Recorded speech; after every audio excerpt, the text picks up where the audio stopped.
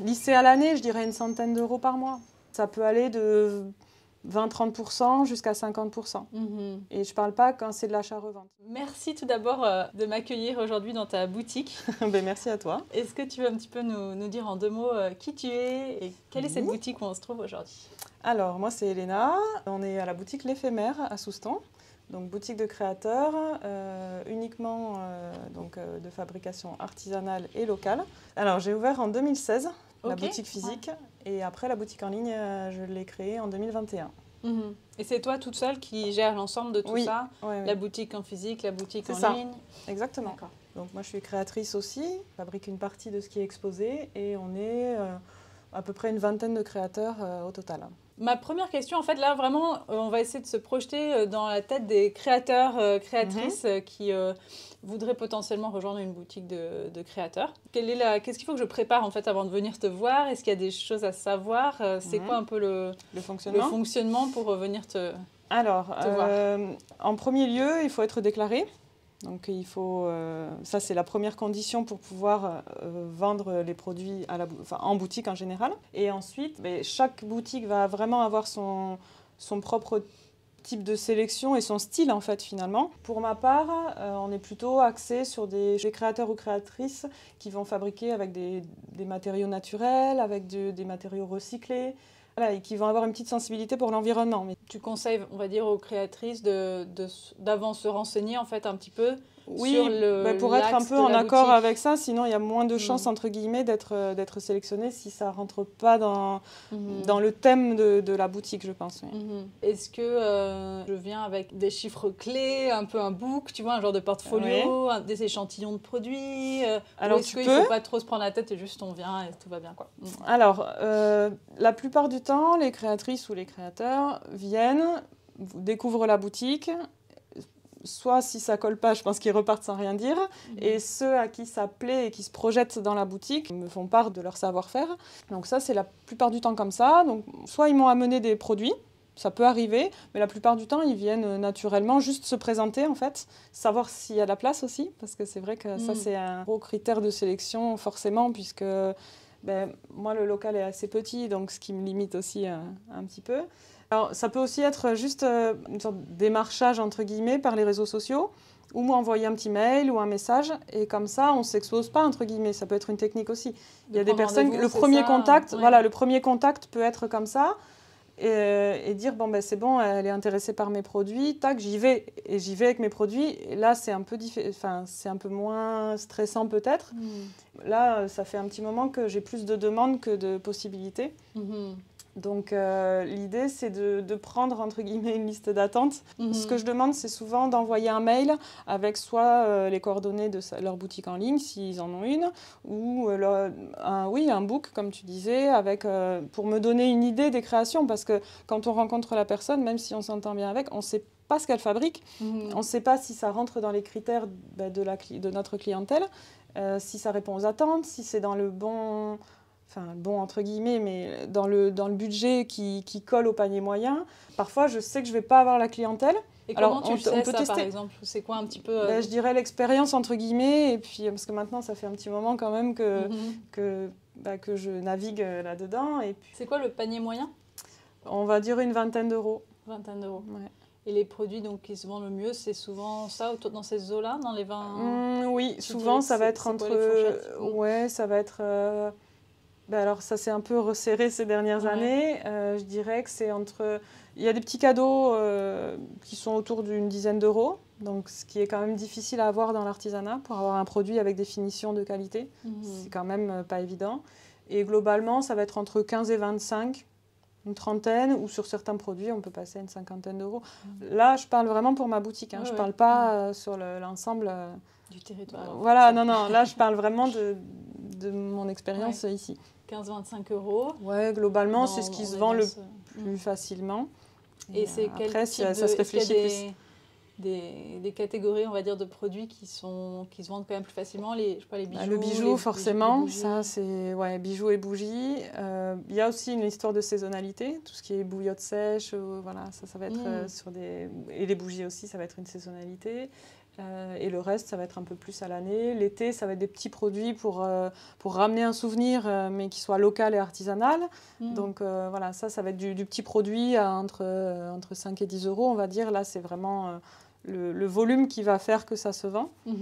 Et sur la fin d'année, ça grimpe un petit peu, mais il y a aussi bien le petit cadeau qu'on donne à son collègue quand on tire au sort, que le plus gros cadeau qui va accompagner quelque chose, une attention autre. Ou, voilà. Donc, en fait, c'est quand même une clientèle assez fidèle, donc qui va me dire ah ben tiens, je cherchais ça, est-ce que vous avez hein. Donc là, soit je vais essayer de chercher ce produit-là, et c'est moi qui vais aller vers un créateur, mais honnêtement, c'est plutôt rare quand même.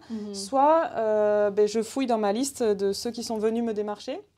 Est-ce que toi, par exemple, sur cette partie d'estimer le bon prix pour la boutique, c'est quelque chose que tu fais avec le créateur au moment où on se dit « Ah bah tiens, allez, tu vas peut-être pouvoir rejoindre la boutique, on va faire les calculs, voir si ça colle et on le dessine un peu ensemble » ou le créateur en général arrive avec son prix, il connaît ses prix et c'est à prendre ou à laisser? Il y a les deux.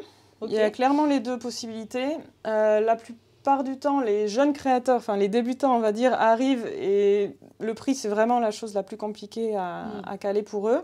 Et il y a les autres qui ont déjà bien calculé, qui ont l'expérience et qui arrivent, qui me disent ceci, cela. On parle de la marge, ils me disent OK ou pas. Et après, voilà, ça se lance. Mais on peut avoir ce conseil aussi. Enfin, moi, je ne vais jamais juger un prix parce que souvent, ils sont trop bas même. Enfin, pour l'artisanat, voilà, on ne compte pas nos heures, donc ça c'est sûr. Tu vois plutôt des prix trop bas alors, en général, estimés un peu... Ouais. Ok. Ouais. Pas chez tout le monde, hein, mais chez les débutants, oui, on a tendance à tous dire « Ah non, j'ose pas vendre à ce prix-là » parce qu'on ne calcule pas tout. Le temps de travail, bon, c'est sûr que c'est très compliqué de l'intégrer, mais il y a beaucoup de personnes qui, malheureusement, ont peur et se disent bah, « Ça ne va pas se vendre à ce prix-là ». Est-ce que toi, dans un sens, tu les aides à se professionnaliser, en fait, à avoir un prix un petit peu plus... Une fois que je connais un peu plus la personne, mais je ne vais pas profiter d'une personne qui vend très bas pour dire ben moi, derrière, je vais pouvoir marger. Voilà, ce n'est pas du tout le but. Pour avoir un prix non, plus réaliste. Moi, en fait, quand on cale le prix ensemble, comme tu disais, quand ils viennent, on établit une liste de dépôts. Une fois qu'on a validé le partenariat, finalement, on va établir la liste des créations qui vont me déposer. Alors, soit je les oriente de dire, ben, moi, j'aimerais bien ceci, cela, parce qu'on m'a demandé ceci, cela. Soit ils me proposent carrément, ils arrivent, ils me disent, ben, moi, je fais ça, j'ai ça, ça, ça, qu'est-ce qui vous plaît? Donc, on sélectionne ensemble, on fait la liste, le prix pour eux et le prix pour la boutique. Et après, si on est d'accord, on part comme ça. Et c'est quoi un petit peu sur la partie boutique, toi, tu demandes combien typiquement en commission? Globalement, je pense que ça va être sur l'ensemble de ce que je connais de boutique, ça peut aller de 20-30% jusqu'à 50%. Et je ne parle pas quand c'est de l'achat-revente. Donc là, l'idée, c'est vraiment avant de venir dans une boutique, il faut anticiper ça. Parce que sinon, ça peut être la douche froide. Si on n'y a pas du tout pensé, c'est quand même un montant qui est conséquent quand on se met côté créateur. Il faut l'anticiper dans ses charges, en fait. Quand ils vont calculer les prix, il y a la matière, il y a l'emballage, il y a tout ça. Mais il y a aussi la commission la marge qui est dans la marge. Voilà, c'est ça.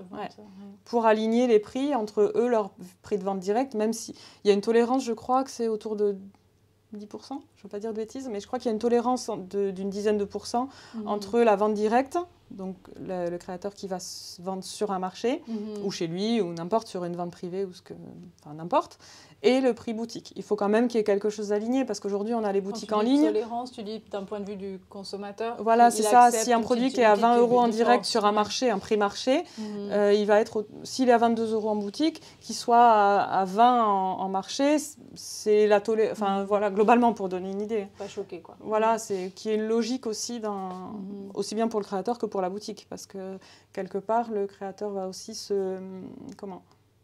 pas se mettre une balle dans le pied, mais je ne sais pas comment dire autrement, s'il pratique des prix trop bas, lui, en direct, certes, il va vendre au moment T du marché, mais par contre, il ne va pas vendre à l'année sur la boutique, pour des personnes locales, si on est sur le vraiment, voilà, si on est sur le même terrain d'action. Donc, il faut arriver, pour moi, il faut un linéaire, surtout voilà, avec les boutiques en ligne qu'on a aujourd'hui.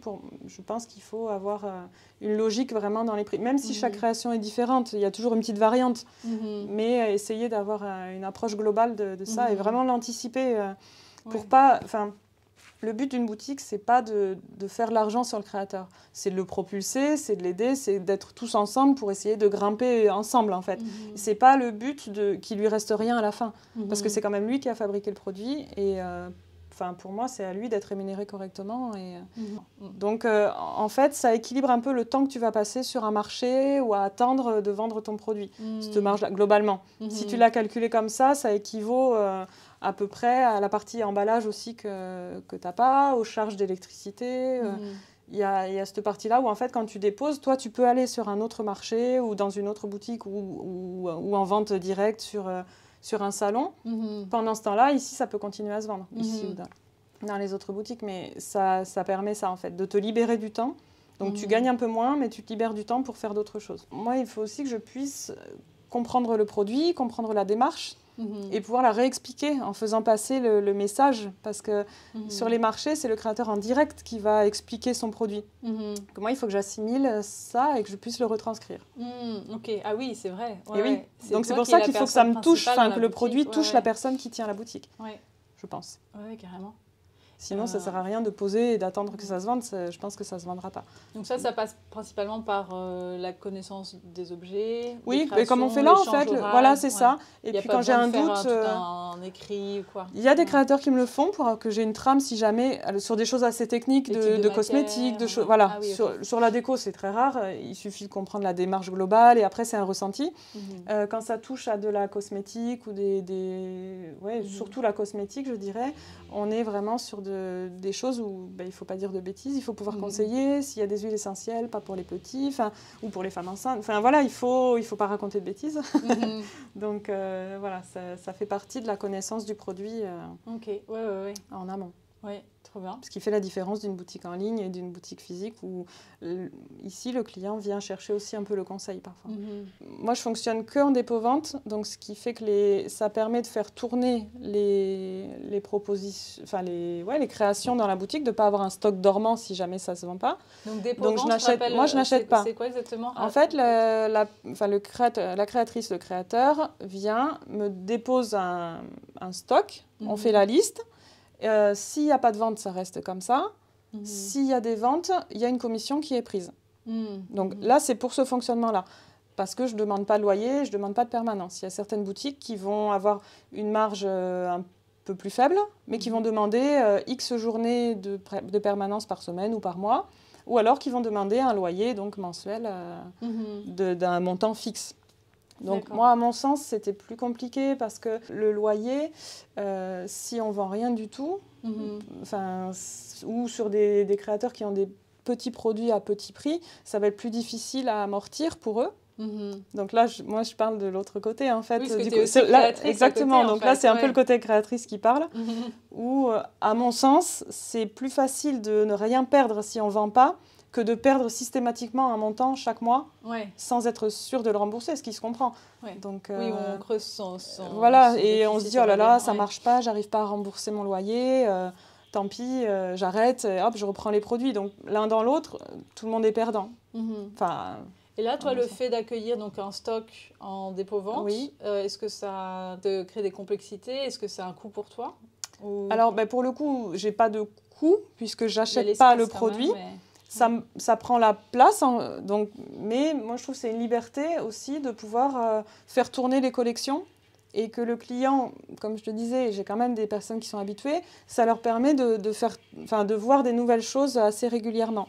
Donc ça, à mon sens, c'est l'avantage que je trouve à cette formule-là. Ouais, trop bien. Et donc oui, tes clientes ou tes personnes habituées sont plutôt des gens du coin, du territoire, qui viennent... Oui, c'est vraiment très local, Souston et les villages limitrophes, voilà, c'est ça. Et globalement, on me dit souvent que c'est la caverne d'Ali Baba de l'artisanat finalement. On découvre en fait une sorte de marché de créateurs, mais à l'année.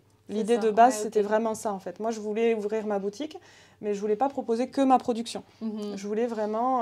en fait, j'ai fait une bonne dizaine d'années de marché de créateurs, de salons, de choses comme ça, avant d'ouvrir la boutique. Tu crées quoi ?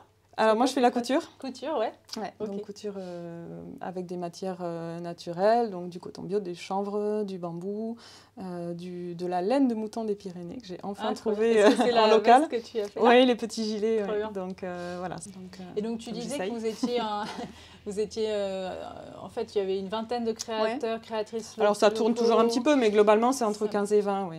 Ben, j'essaye Beaucoup, d'avoir quoi. vraiment une structure, c'est-à-dire un peu de déco, un peu de bijoux, un peu de cosmétiques, un peu de bougies. Et à l'intérieur, j'essaye que chacun ait son univers et que ça empiète pas sur l'autre. Donc c'est rare que j'ai vraiment deux personnes qui fassent Enfin je sais pas, moi je vais citer l'exemple des bijoux en résine. Il y en a qui vont faire plutôt du bijou, d'autres un peu de déco. Donc ça peut être de la fleur séchée avec de la résine, mais il y en a un chez qui je prendrais plutôt un type de produit, l'autre chez l'autre, mais il faut que ça apporte quelque chose de différent pour que chacun ait son espace quand même, qu'il soit mis en valeur. Le but, c'est vraiment de mettre en valeur chaque créateur qui a ouais. vraiment son univers C'est ça. à lui. D'accord, ok. Donc je peux avoir du bijou, mais je vais avoir du bijou en argent avec des pierres, du bijou en fleurs séchées, du bijou en inox, mais vraiment des choses bien différentes. Et comment tu estimes juste, je reviens sur ce sujet, parce que c'est un gros sujet, je pense. Tu gères la boutique, tu sélectionnes les créations. Comment tu choisis ça, c'est le plus difficile, en fait. Est-ce qu'il y en a où tu t'es dit « Ah, ça, je pensais pas que ça allait aussi bien marcher ». Ouais, souvent, on est surpris. D'autres, tu te dis « Ah mince, j'avais vraiment misé dessus, oui, et puis ça marche pas trop ». Alors, il n'y a pas de règle. Parfois, ce que je dis souvent, c'est on tente.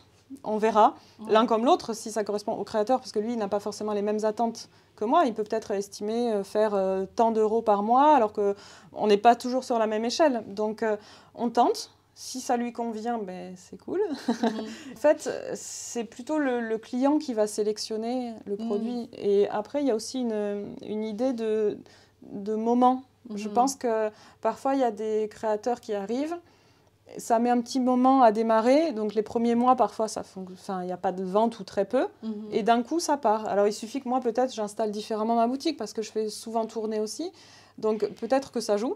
Il y a peut-être une question de moment, et puis le fait que les clients doivent venir, voir, découvrir, puis ils n'en ont peut-être pas besoin à ce moment-là, mais ils se disent « Ah tiens, j'avais vu ça la dernière fois », hop, et ils reviennent, et donc c'est là que c'est important aussi de rester quand même plusieurs mois au moins pour sentir si ça prend un peu, entre guillemets, ou si on s'est complètement trompé, quoi. Ça... Et alors, mettons que ça prenne, les ventes se font.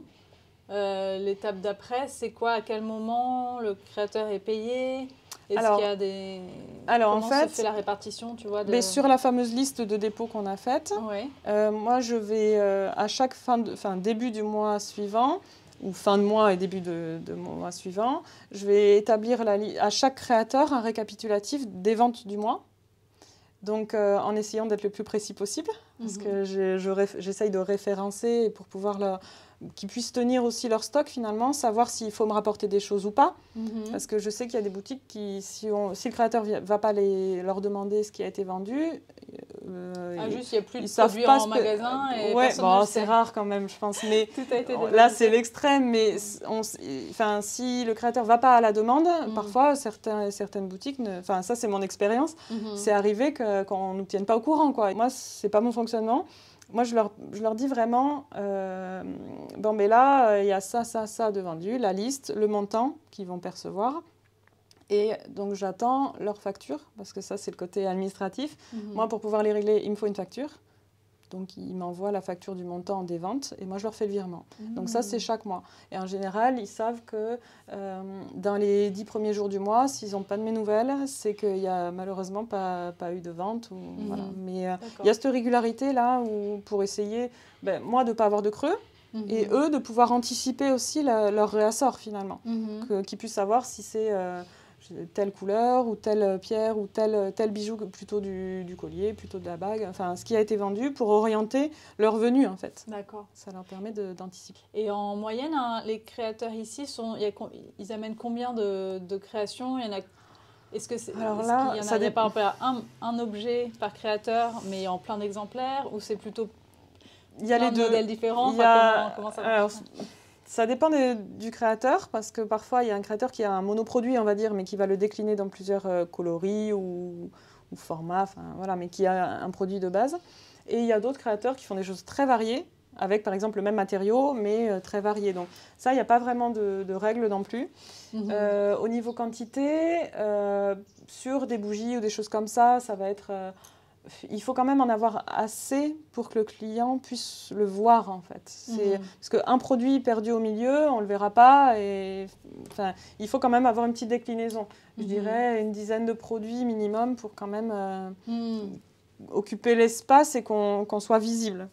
Ça dépend du produit. Après, c'est très varié. On va dire, voilà, c'est ça. Oui. Que le créateur ait son petit espace, son univers, en fait. Parce qu'un perdu au milieu de tout le monde, c'est plus compliqué. J'essaye toujours d'avoir, sur les bijoux par exemple, j'essaye d'avoir une vitrine avec chaque créateur. Je ne mélange pas les bijoux de créateurs.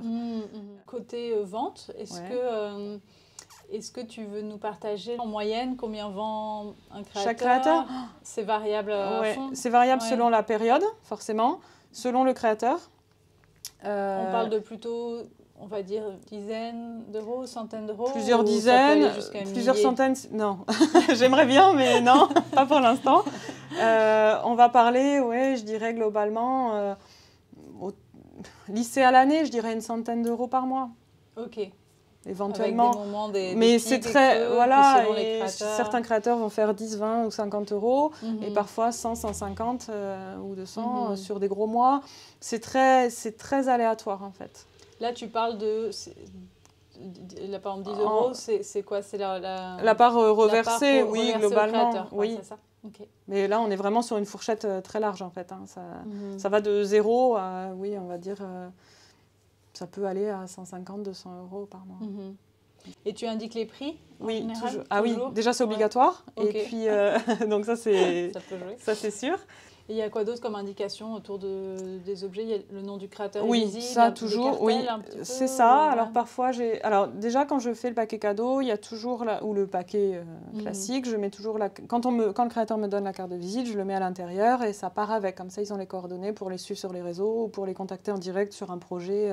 Si le créateur a déjà un étiquetage, on le laisse. Et sinon, on l'a en réserve, on va dire, et on le met au moment de l'achat. Étiquetage, c'est quoi par exemple ça va être sur des cosmétiques, il y a un étiquetage réglementaire, sur les bougies aussi. Donc ça, c'est l'étiquetage qui va avec le produit. Qui est collé sur le produit. Voilà, qui est légal en fait, obligatoire.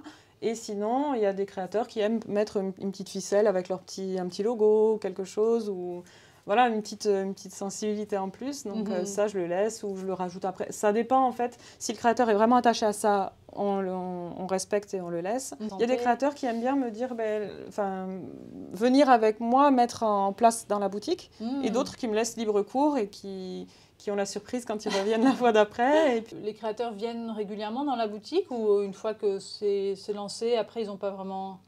Là, il y a deux écoles, encore une fois. C'est pour tout comme ça. Mais il y a ceux qui viennent très régulièrement, qui viennent voir, qui viennent changer les choses, qui font beaucoup bouger le stock. Et il y a ceux qui me déposent et qui attendent et qui viennent que quand c'est... Pas tout est vendu, mais voilà, ça peut aussi. Et j'ai aussi ce rôle de leur dire, attention, là, j'ai plus ça, j'aimerais bien avoir... J'ai vu ça sur ton site, ou j'ai vu ça... j'ai vu que tu faisais ça, que tu proposais des nouveautés, ça m'intéresse. Et là, hop, ça recrée une dynamique aussi. Et combien de temps tu gardes le stock? En fait, les contrats n'ont pas de... les contrats n'ont pas de durée. C'est-à-dire que tant que le créateur veut rester à la boutique et que moi, qui a la place et qui fait tourner, qui joue le jeu aussi, il faut que le créateur joue le jeu à faire tourner les produits, il n'y a pas de durée. Parfois, le créateur vient récupérer, dire là, j'ai tel marché, j'enlève un peu de stock et j'en ramène après. Donc, c'est ce qui fait fluctuer aussi un petit peu le choix en boutique. Après, il n'y a pas vraiment de... C'est une liberté aussi. L'avantage du dépôt-vente, c'est que demain, le créateur s'en va. Il me prévient un peu avant que je puisse préparer ses produits, la liste, etc. Mais il reprend ses produits et il repart ailleurs. C'est une liberté aussi d'un sens-là. Et de jongler sur le volume de déposer dans la boutique aussi. Il y a des périodes, si lui, il est en manque de stock, il me reprend, il me ramène après. ça fait ça aussi. Et sur les créateurs qui sont partis, souvent c'est vrai que c'était des déménagements ou des reprises d'activités salariées, et ce qui fait qu'ils gardaient uniquement la vente en direct parce qu'ils n'ont plus le temps d'alimenter les boutiques, parce que ça demande quand même du temps et du stock d'immobilisé. Donc ça c'est arrivé. Mais il n'y a pas vraiment de règles au bout de X mois ou années. Il y a des créateurs qui restent quelques mois, il y a des créateurs qui sont là depuis 6, 7, enfin oui, même un peu plus maintenant. Donc ça, c'est vraiment au bon vouloir des deux parties, en fait. Bon, génial, merci beaucoup. Merci à toi. Super intéressant. J'espère je te souhaite plein de succès pour cette boutique. Merci, c'est gentil. Hop, votre paquet, vous l'avez là. Merci à vous. Au revoir. Passez une bonne journée, merci, au revoir. Tu peux m'accueillir, tu vois, genre en mode bienvenue, ouais. Bienvenue à l'éphémère. C'est super. Cliché, mais... Non, c'est bien, bah oui, c'est ça, en mode genre vraiment bienvenue. D'accord. Est-ce que tu voudrais bien... J'arrête pas. C'est très bien. Pardon.